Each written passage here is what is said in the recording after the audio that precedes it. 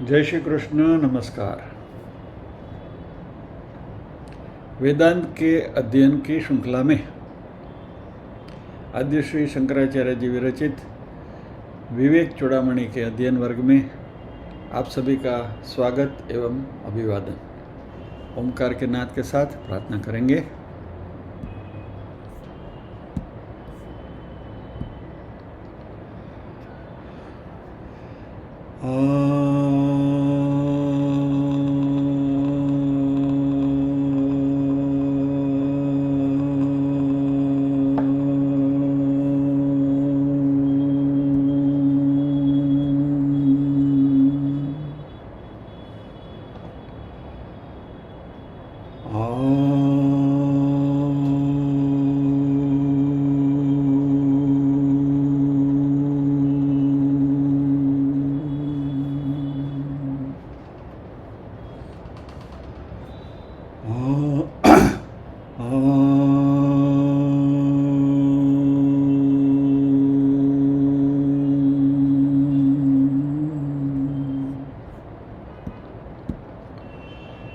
वक्रतुंड महाकाय सूर्यकोटिसमप्रभ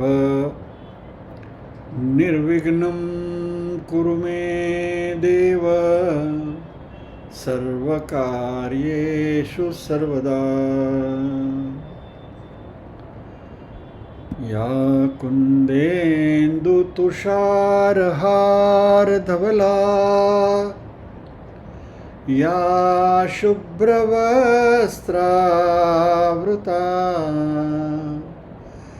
या वीणावरदण्डमण्डितकरा या श्वेतपद्मासना या ब्रह्माच्युतशङ्करप्रभृतिभिर्देवैः सदा वन्दिता सा मां पातु सरस्वती भगवती निःशेषजाड्यापहा।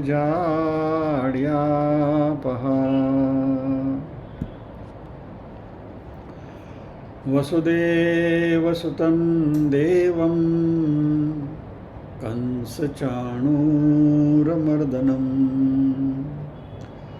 देवकी परमानन्दं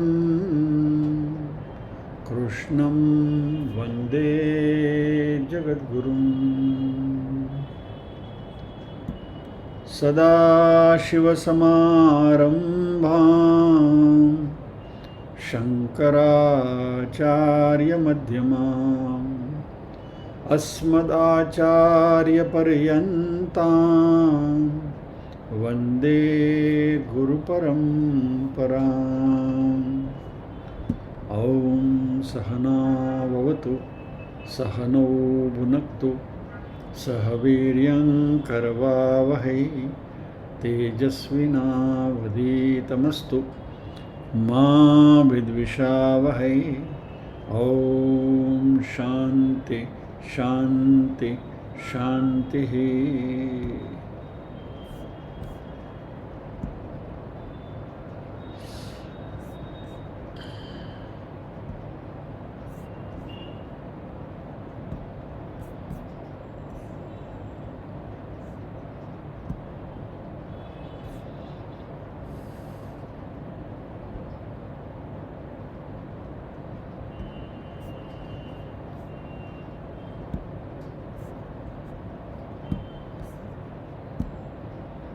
तो हम कहाँ थे? हम यहाँ थे। 123वां श्लोक हमने गत सत्र में पूरा किया।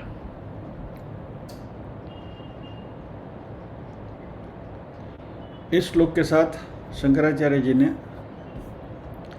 कारण शरीर का जो विवरण है वो पूरा किया और अभी अनात्म निरूपण की बात आएगी। क्या है देखते हैं अभी हम।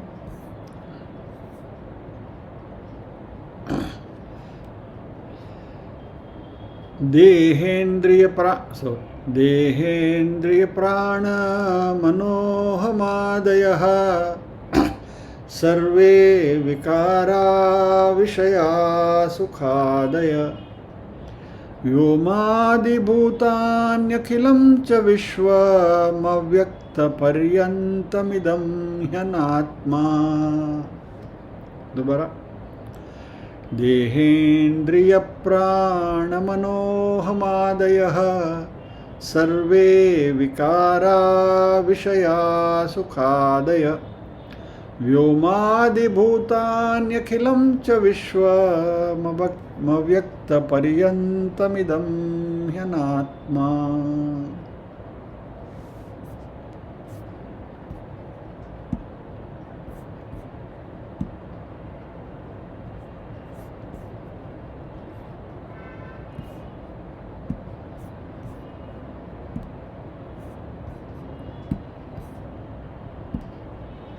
सॉरी, मुझे यह स्लाइड सीधा ही दिखाना चाहिए था। व्हाटएवर। देह इंद्रिय प्राण मनः अहम आदयः, पहली लाइन संधि नीचे इंग्लिश में लिखी हुई है। That makes it simpler. देह इंद्रिय प्राण मन अहम आदि। देह यानी शरीर, इंद्रिय यानी 5 कर्मेंद्रिय, 5 ज्ञानेन्द्रिय, प्राण यानी प्राण, 5 प्राण, मन यानी मन, अहम यानी अहंकार। और इस अहम में बुद्धि और चित्त भी आ गए। मन, बुद्धि, चित्त और अहंकार यानी का अंतःकरण। बराबर। सर्वे विकारा विषयाः सुखादयः, ये सभी के जो विकार हैं और उससे जो हमें जो स्पंदन मिलते हैं, विषयाः, उससे हमें सुख दुख की अनुभूति होती है। व्योमादि भूतानि अखिलम च विश्वम, यानी हमारे जो 5 एलिमेंट्स जो हैं, बराबर, आकाश, वायु, अग्नि, आप और पृथ्वी, 5 महाभूत, वह पूरा विश्व अव्यक्त पर्यंतम इदम ही अनात्मा, अव्यक्त तक ये सब अनात्मा है। शुरुआत कहाँ से करी? देह से। देह, इंद्रिय, प्राण, अंतःकरण, फिर उनके जो विकार हैं वो सब, जिससे सुख दुख की अनुभूति होती है। फिर हमारे 5 एलिमेंट्स, 5 महाभूत, उनसे जो प्रकट हुआ वो विश्व, अखिलम च विश्वम, पूरा विश्व, अव्यक्त पर्यंतम, अव्यक्त तब सब कुछ, माया तक। हमने माया को अव्यक्त बोला है, अज्ञान को अव्यक्त बोला है, अनात्मा को अव्यक्त बोला है, वहाँ तक ये सब कुछ जो है वो अनात्मा है। एक ही स्ट्रोक में सब छेद उड़ा दिया शंकराचार्य जी ने, सब अनात्मा है। चलो घरे जाओ, गो होम।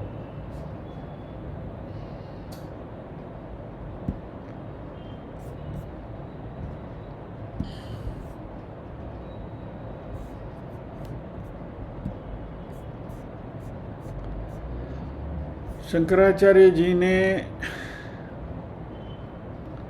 पिछले श्लोक में, जैसे अभी आपसे कहा कि कारण शरीर की बात को विराम दिया, जो अनात्मा का ही एक भाग है।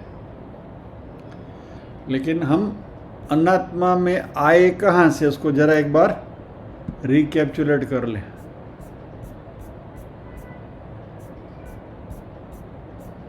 क्योंकि उसके मूल श्लोक में जाना पड़ेगा ना कि भाई यहाँ तक आए कैसे हम। किसी को याद है हम यहाँ कैसे आए? Anybody? त्रिनेत्री Ben?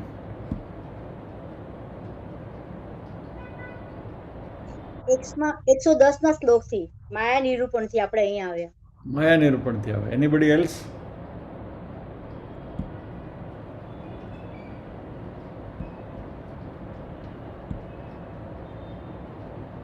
Don't worry, I am not testing your memory.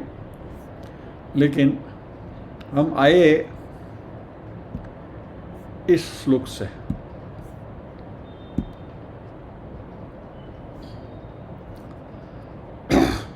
को नाम बंध कथमेशागतः कथम प्रतिष्ठास्य कथम विमोक्षः कोसावनात्मा परमक आत्मा तयोर्विवेक कथमेदतुच्यताम्. शिष्य ने गुरु से 7 प्रश्न पूछे थे. उसमें एक प्रश्न था, कह सब अनात्मा, ये अनात्मा क्या है? इसके उत्तर में शंकराचार्य जी ने 74 के श्लोक से अनात्मा की डेफिनेशन शुरू करी थी.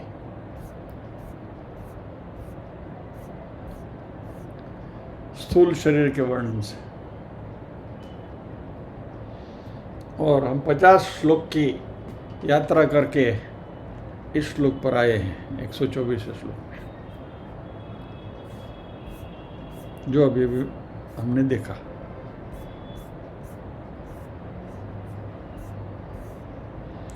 देहेन्द्रिय प्राण मनोहमादय सर्वे विकारा विषया सुखादया व्योमादि भूतानि अखिलं च विश्व अव्यक्त पर्यंतम इदम ही अनात्मा.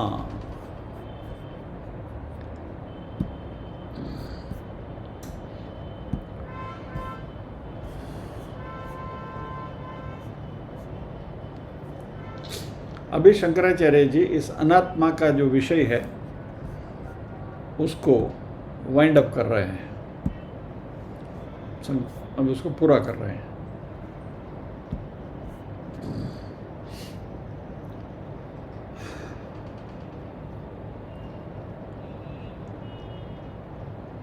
शंकराचार्य जी ने हमें बता दिया स्थूल सूक्ष्म और कारण शरीर अनात्मा है. ये भी मैंने देख लिया. पिछला श्लोक कारण शरीर के डिस्कशन से पूरा हुआ. अभी ये बात हुई शरीर की. हमारे बाह्य जगत के बारे में क्या? तो शरीर 3 जो है वो तो अनात्मा है ही, लेकिन जैसे शरीर त्रयम है वैसे प्रपंच त्रयम भी है. आपको याद होगा बहुत शुरुआत में बात हमने करी थी. स्थूल शरीर का करस्पॉन्डिंग स्थूल प्रपंच, सूक्ष्म शरीर का करस्पॉन्डिंग सूक्ष्म प्रपंच और कारण शरीर का करस्पॉन्डिंग कारण प्रपंच. यानी व्यष्टि के लेवल पर जो है वो शरीर, समष्टि के लेवल पर जो है उसको प्रपंच कहते हैं. बराबर? याद आया आपको? ये बात हुई थी हमारी. यानी व्यक्ति के लेवल पर जिसकी बात हम करते हैं वह शरीर कहलाता है, स्थूल सूक्ष्म और कारण. और समष्टि के लेवल के ऊपर उसी का जब हम चर्चा करेंगे तो विश्व का शरीर, विश्व की आत्मा वगैरह वगैरह. अंतःकरण, नॉट आत्मा. तो ये ऐसा हमारा वैसे 3 प्रपंच वहाँ, स्थूल प्रपंच, सूक्ष्म प्रपंच और कारण प्रपंच. तो ये सब मिलाकर क्या होगा? पूरा विश्व आ गया, द एंटायर कॉस्मोस, सब कुछ अनात्मा. अखिलम इदम विश्वम अनात्मा भवति, शंकराचार्य जी कहते हैं 4थी लाइन. पूरा जगत जिसका हम अनुभव कर रहे हैं वो अनात्मा है. अनुभव का अंग्रेजी शब्द करस्पॉन्डिंग है एक्सपीरियंस. जिसका हम एक्सपीरियंस कर रहे हैं, जिसका हम अनुभव कर रहे हैं, वो अनात्मा है। अभी अनुभव हम किसका करेंगे, एक्सपीरियंस हमें किसका होगा, वस्तु का होगा, बराबर। कोई भी वस्तु होगी उसका हमें अनुभव होगा। खाने की चीज़ है तो खट्टी लगेगी, मीठी लगेगी, तुरी लगेगी, कड़वी लगेगी, वगैरह वगैरह। वैसे कुछ देखने की चीज़ है तो हरा है, लाल है, पीला है, गीला है, नीला है, जो भी है, तो ये सब अनुभव हमें मिलता है। तो ये अनुभव किसका मिलता है, वस्तुओं का। मोबाइल है तो आईफोन है, एंड्रॉयड फ़ोन है, ये फ़ोन है, वो फ़ोन है, वगैरह वगैरह। यानी कोई भी चीज़ है, कोई भी वस्तु है, उसका हमें अनुभव होता है। ये शरीर भी हमारा वस्तु ही है, तो इसलिए शरीर का भी हमें अनुभव होता है। ये अनुभव शब्दों के ऊपर मैं स्ट्रेस कर रहा हूँ, जरा दिमाग में रखिए, आगे इसकी बात आएगी। तो जिस चीज़ का हमें अनुभव होता है, the thing that we can experience, सब अनात्मा है।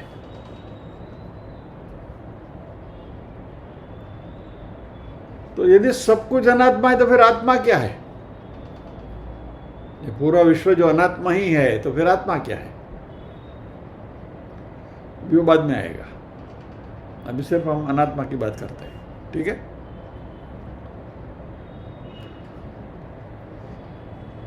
अभी इस बात को ध्यान से सुनिए। आत्मा का अनुभव नहीं होता है, वस्तु का अनुभव होता है। आत्मा की अनुभूति होती है। आई बात समझ में? अनुभव यानी एक्सपीरियंस और अनुभूति यानी रियलाइजेशन, बराबर।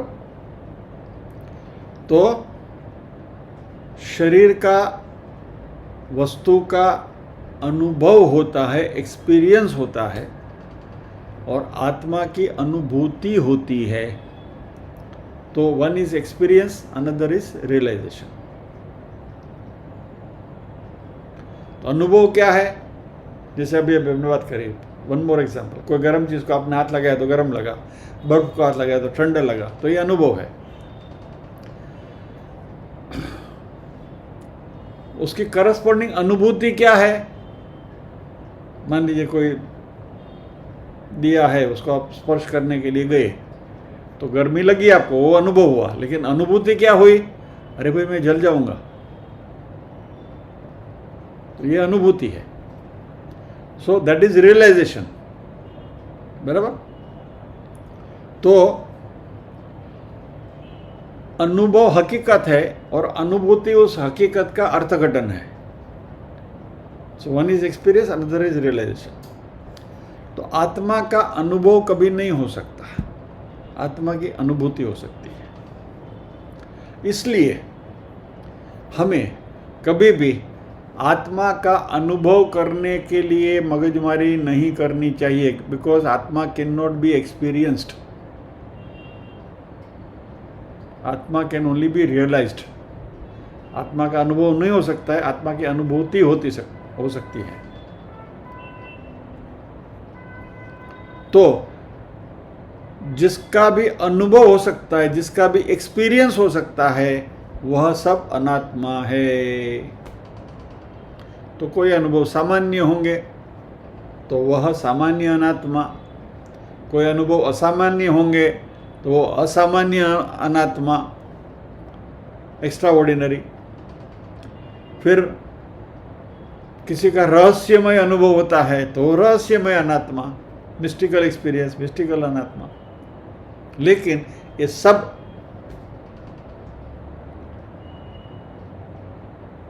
अनात्मा है। हम कभी ऐसा नहीं कह सकते कि मुझे आत्मा का अनुभव हो रहा है, क्योंकि उसका अनुभव नहीं कर सकता है।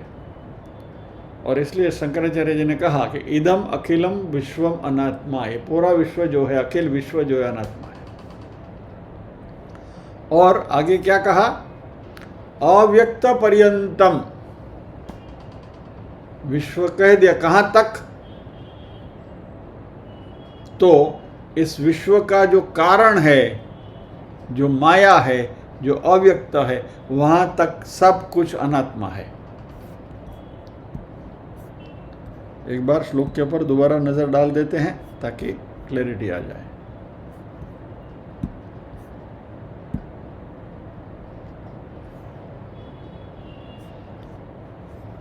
व्योमादि भूतानि अखिलम च विश्वम अव्यक्त पर्यंतम इदम ही अनात्मा। अव्यक्त तक ये सब कुछ अनात्मा है।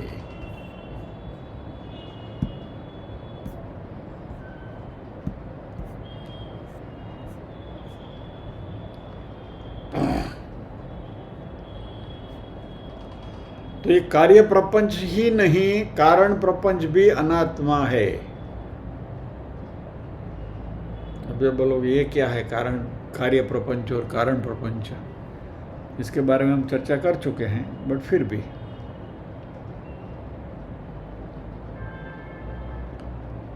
पोटेंशियल एनर्जी और काइनेटिक एनर्जी की चर्चा हुई थी, यदि आपको याद होगा तो। समथिंग इन पोटेंशियल फॉर्म, बीज रूप में जो है वो कारण प्रपंच है। पूरा वटवृक्ष आपको दिख रहा है, वडलो આપણને દેખાય, તો વડના ટેટામાં જે નાનકડું બીજ હોય ને, दैट इज कारण प्रपंच। उसमें से पूरा वटवृक्ष खड़ा हो जाता है, बराबर। तो वैसे ये जो पूरा विश्व में दिखाई देता है, उसका जो बीज है वो कारण प्रपंच है। तो वहां तक सब कुछ जो है वो अनात्मा है, ये शंकराचार्य जी कहते हैं।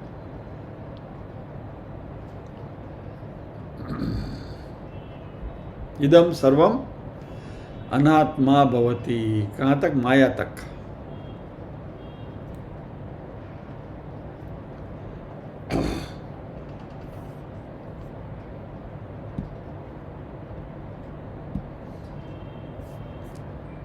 सर्वे विकाराः अनात्मा।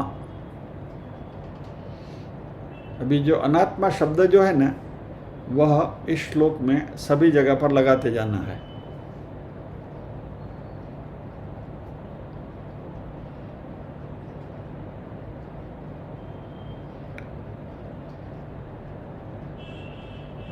एक बात आपसे शेयर करनी है।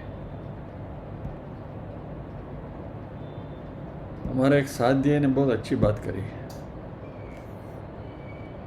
तो आपको एक मैं हिंट दे के रखता हूँ।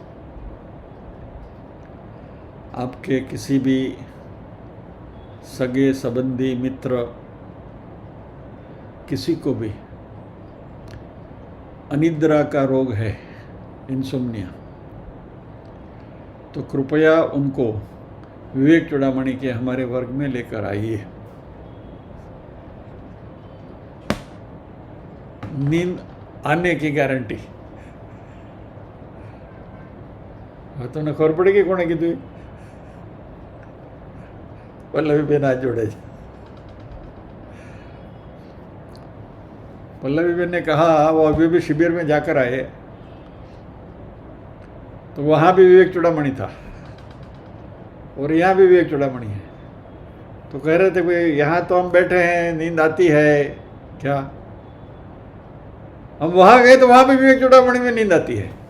तो बोले ये तो अच्छा है, अनिद्रा के रोग के लिए तो सबसे बढ़िया सी दवाई है। तो यानी आपके किसी भी मित्र को, सगे संबंधी को अनिद्रा का रोग है, तो उनको कृपया विवेक चूड़ामणि का प्रिस्क्रिप्शन लिख कर दे दीजिए, नींद आ जाएगी। ऊँघ उड़ी गई ना?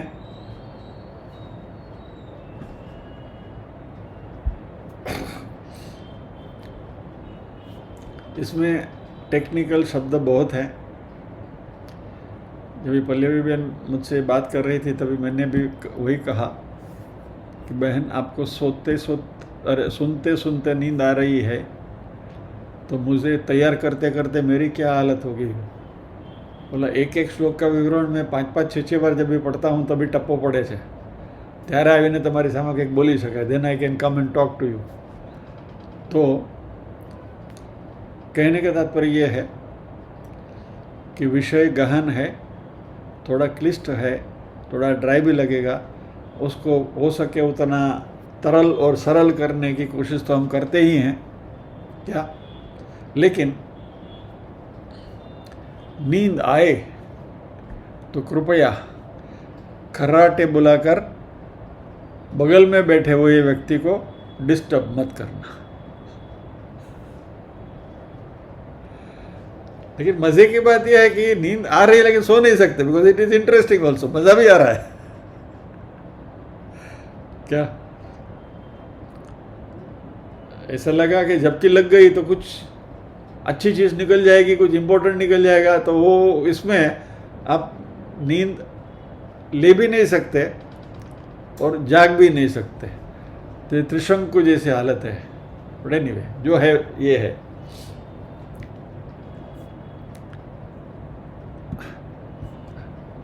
This reminds me of my NIA days, जो मैं new India national institute insurance academy में जाता था, तो लॉस ऑफ प्रॉफिट्स की जब भी बात होती थी तो लंच के बाद मेरा वहाँ लेक्चर हुआ करता था। क्लास की शुरुआत करते ही मैं सबको बोलता था कि loss of profit lecture after lunch is lullaby. Totally dry subject. मैंने बात करी है आपसे पहले भी। और फिर टेबल के ऊपर मैं 100 की नोट रखता था, बोला इस क्लास में जो कोई 100 के दिखाए तो 100 की नोट ले जाए। और अभी तक वो 100 रुपये मैंने गंवाए नहीं है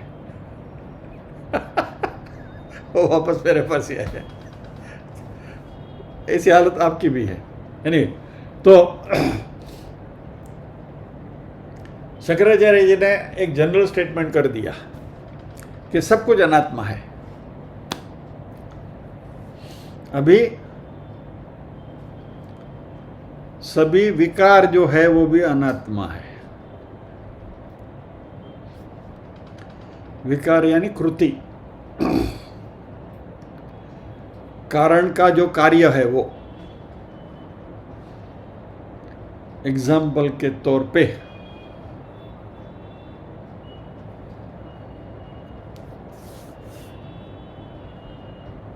सुवर्ण, सोना कारण है, और सुवर्ण का जो विकार है, उसकी जो कृति है, उसकी जो प्रोडक्ट है, उससे बनी हुई जो वस्तु है, वह वो सोने का विकार है, स्वर्ण का विकार है। लकड़ी है तो लकड़ी कारण है।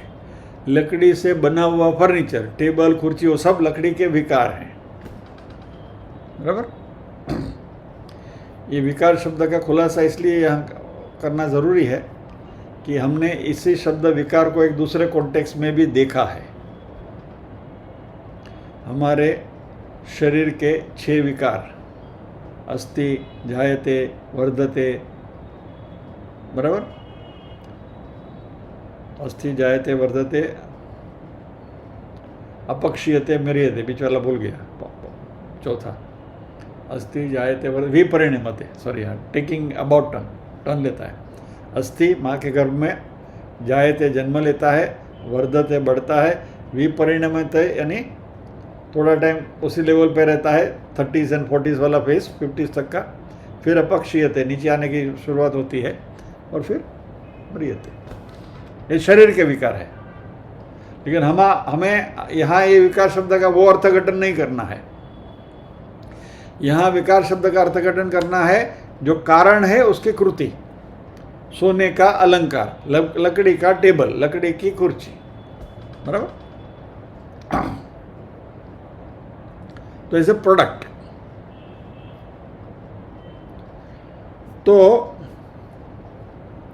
ये सब विकार जो है वो अनात्मा है, बराबर। सिंपल शब्द में आपको बोलूं तो आप बाजार में से बैगन लेकर आए और बैगन की सब्जी बनाई, तो सब्जी जो है वो बैगन का विकार है, बराबर। बैगन में से बनी हुई प्रोडक्ट।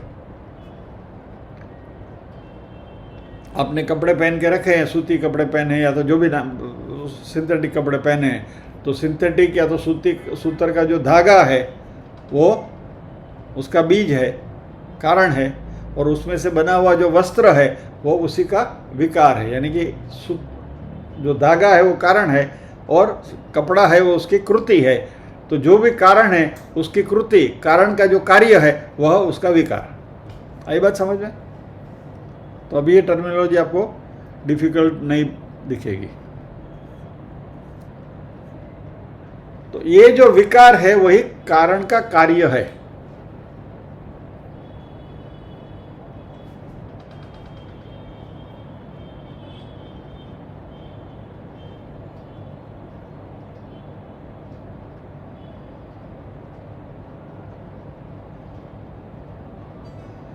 अभी हमने देखा कि कारण में से कार्य बनता है, बराबर है? कारण में से कृति बनती है। तो प्रपंच के लेवल के ऊपर, सृष्टि के लेवल के ऊपर कार्य प्रपंच भी है, कारण प्रपंच भी है। कारण प्रपंच क्या है? पंचमहाभूत। कार्य प्रपंच क्या है? उसमें से बनी हुई सब कुछ चीजें, बराबर? सिंपल, कार्य और कारण, बस ये मन में लेके चलो। ओरिजिनल, उसमें से बनी हुई products, in a very simple term.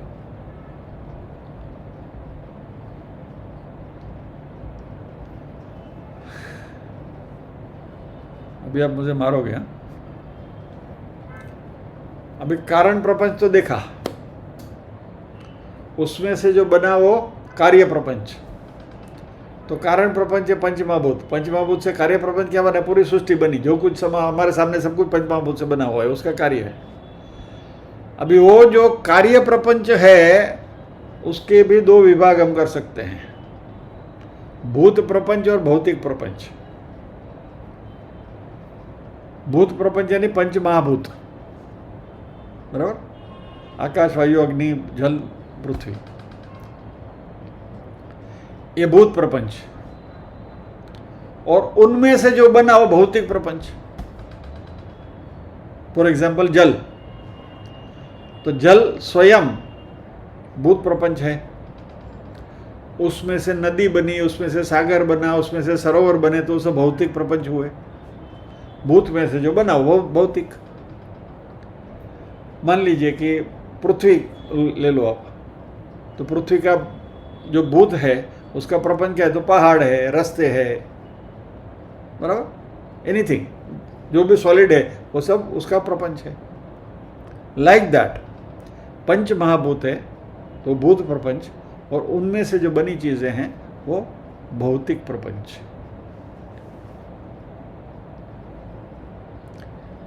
इसलिए शंकराचार्य जी ने उस श्लोक में कहा व्योमाति भूतानि, व्योमादि भूतानि। तो ये पांच जो भूत हैं पंच महाभूत वो अनात्मा है, और इसमें से जो कुछ बना भौतिक प्रपंच वो भी अनात्मा है।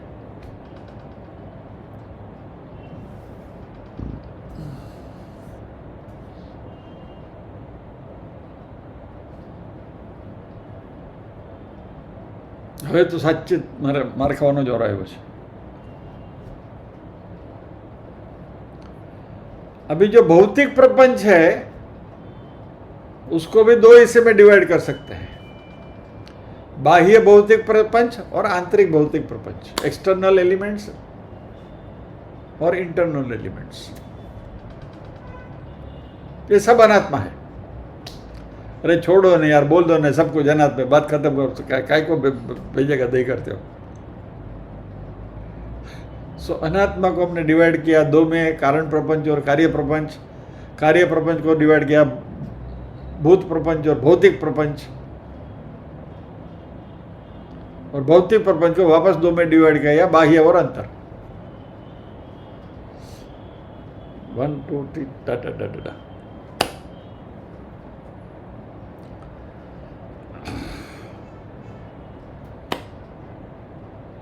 अभी आंतरिक भौतिक प्रपंच क्या है?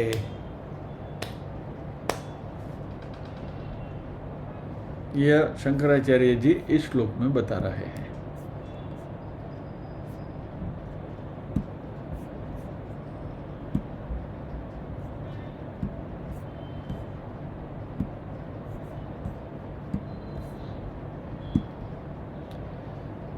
देहेन्द्रिय प्राण मनोहमादयः, ये सब बाह्य प्रपंच है, भौतिक प्रपंच है।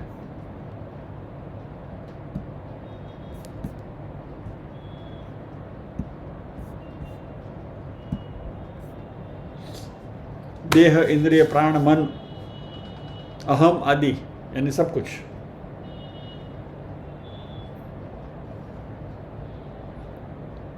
तो पंच ज्ञानेन्द्रिय, पंच कर्मेंद्रिय, पंच प्राण और मन बुद्धि चित्त अहंकार, ये सब भौतिक प्रपंच है और ये अनात्मा है।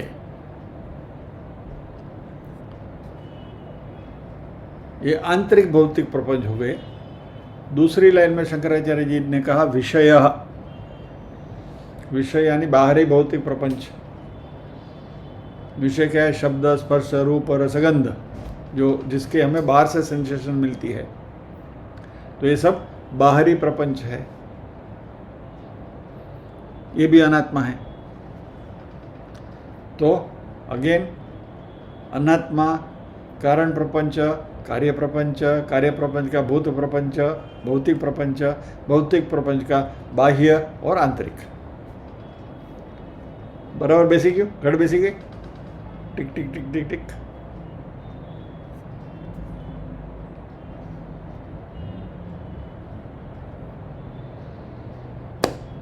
अभी भौतिक आंतरिक प्रपंच और भौतिक बाह्य प्रपंच,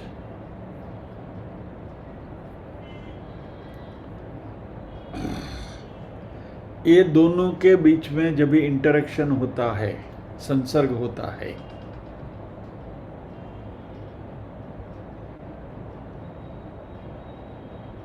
भगवद गीता में भी भगवान ने कहा है इंद्रियाणि इंद्रियार्थे वर्तन्ते गुणा गुणेषु वर्तन्ते, श्लोक आया था। तो ये इंटरेक्ट करते हैं एक दूसरे के साथ, बाह्य भौतिक प्रपंच और आंतरिक भौतिक प्रपंच। कैसे इंटरेक्शन होता है? मान लीजिए बहुत गर्मी हो रही है, अभी शुरू हो गया ना, गर्मी की शुरुआत हो गई। बहुत गर्मी हो रही है तो क्या होगा? हमको पसीना होगा। तो बाह्य भौतिक प्रपंच क्या है? गर्मी। आंतरिक भौतिक प्रपंच क्या है? शरीर, उसका जो अनुभव कर रहा है वो प्रस्वेद, पसीना। फिर किसी ने बोला कि बहुत गर्म हो रहा है, गर्मी हो रही, लीजिए कुल्फी खाइए। कुल्फी लेकर आपने मुंह में रखी, ठंडा लगा, बराबर। तो बाह्य भौतिक प्रपंच क्या था? ठंडी कुल्फी। आंतरिक प्रपंच क्या था? उसका अनुभव, बराबर। तो ये विषय, बाहर की वस्तु, कुल्फी और इंद्रिय, ये दोनों के बीच में इंटरेक्शन हुआ ना, स्वादेंद्रिय और उसके बीच में, गर्मी और चमड़ी के बीच में इंटरेक्शन हुआ, बराबर। हमारी जो पंच ज्ञानेंद्रिय हैं उनका और बाहर के विषय का जो है उनके साथ जब इंटरेक्शन होता है तो वो क्या, उससे क्या फलित होता है? What happens? हमें सुख या तो दुख की अनुभूति होती है। हम सुख का अनुभव करते हैं या तो दुख का अनुभव करते हैं। सुख दुखादय।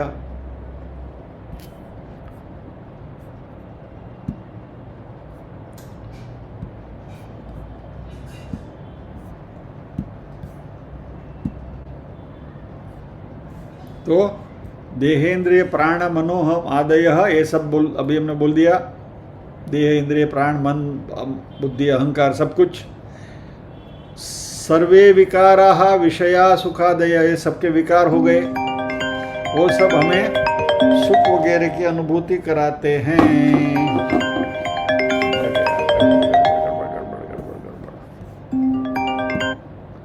सुख वगैरह की, सुख दुख की अनुभूति कराते हैं, बराबर।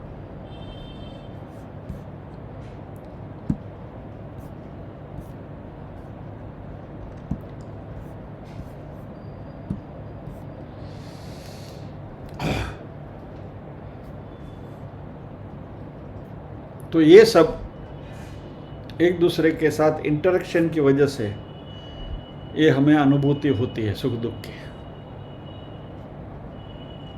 इच्छा, द्वेष, सुख दुख,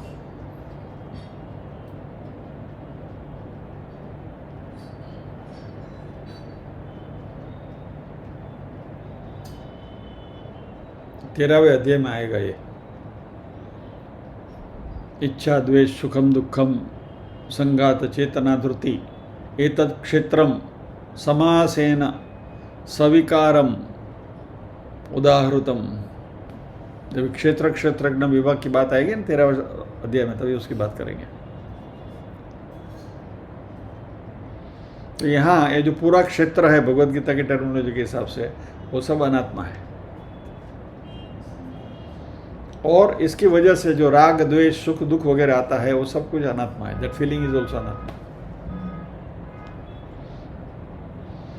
और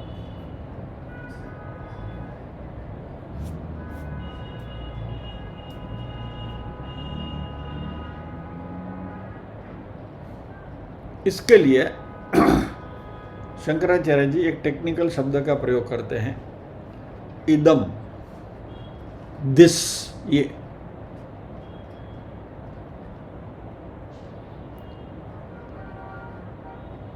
हमारे वेदांत के अनुसार, शास्त्रों के अनुसार, इस पूरा जो विश्व है, जगत है, संपूर्ण विश्व ब्रह्मांड के साथ जो है, उसमें मात्र दो ही चीजें हैं, एक है अहम और एक है इदम।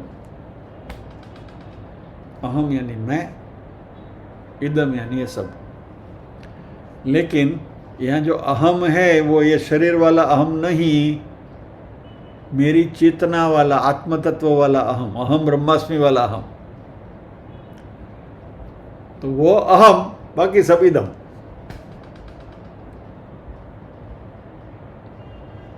और ये जो इदम है वो अनात्मा है।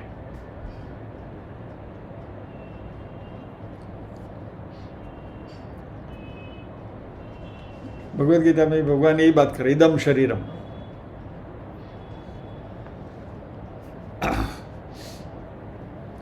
तो अंग्रेजी में कहें तो इदम यानी ऑब्जेक्ट, अहम यानी सब्जेक्ट। अहम यानी मैं, इदम यानी वस्तु। तो अहम यानी चेतना, चैतन्य तत्व, और इदम यानी अचेतन, या तो जड़, या तो जो भी कहो। शंकराचार्य जी जो दूसरा ग्रंथ है उसके भाषा में बात करें तो दृग दृश्य विवेक में अहम जो है दृग है, इदम जो है दृश्य है।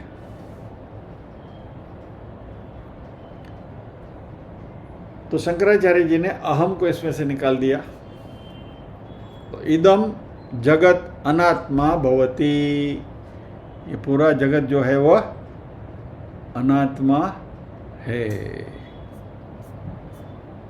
यानी इन शॉर्ट, ये बात शंकराचार्य जी आगे खुल के बताएंगे, लेकिन अभी हमको कह दिया, अहम को छोड़कर इस विश्व में जो कुछ दिखाई देता है वह इदम है, और जो इदम है वो सब अनात्मा है। और यही बात इस श्लोक में शंकराचार्य जी कर रहे हैं। देह, इंद्रिय, प्राण, मन आदय, यानी कि अंतःकरण वगैरह सब कुछ, सर्वे विकारा, उसका जो विकार है, विषयाः, सुख आदयः, व्योम आदि भूतानि, व्योम वगैरह पंचमहाभूत, अखिलम च विश्वम, पूरा विश्व, अव्यक्त पर्यंतम, माया तक, सीड तक, ही अनात्मा, ही यानी इंडीड, वही अनात्मा है। जय श्री कृष्ण। बहुत ही क्यों आज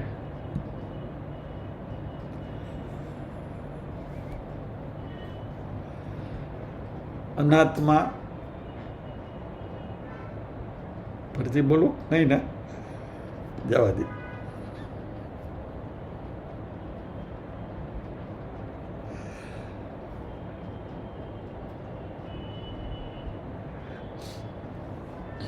चलिए इसके साथ हम विराम लेंगे। प्रार्थना करेंगे। બીજો શ્લોક આજે નથી શરૂ કરવો.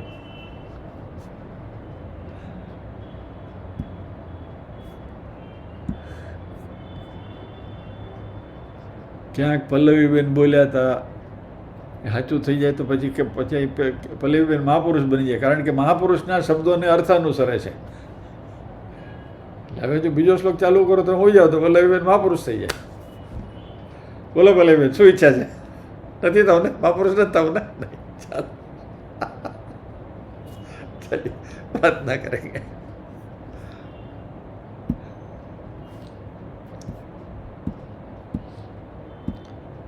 ओम असतो मा सद्गमय तमसो मा ज्योतिर्गमय मृत्योर्मा अमृतंगमय सर्वेषां स्वस्तिर्भवतु सर्वेषां शान्तिर्भवतु सर्वेषां मङ्गलं भवतु सर्वेषां पूर्णं भवतु लोकाः समस्ताः सुखिनो भवन्तु लोकाः समस्ताः सुखिनो भवन्तु नाहं कर्ता हरिः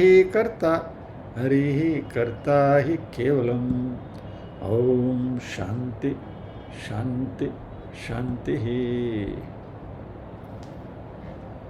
सभी के हृदय को में विराजमान परम कृपालु परमात्मा के साथ परमात्मा को वंदन करते हुए आज के सत्र को विराम देते हैं.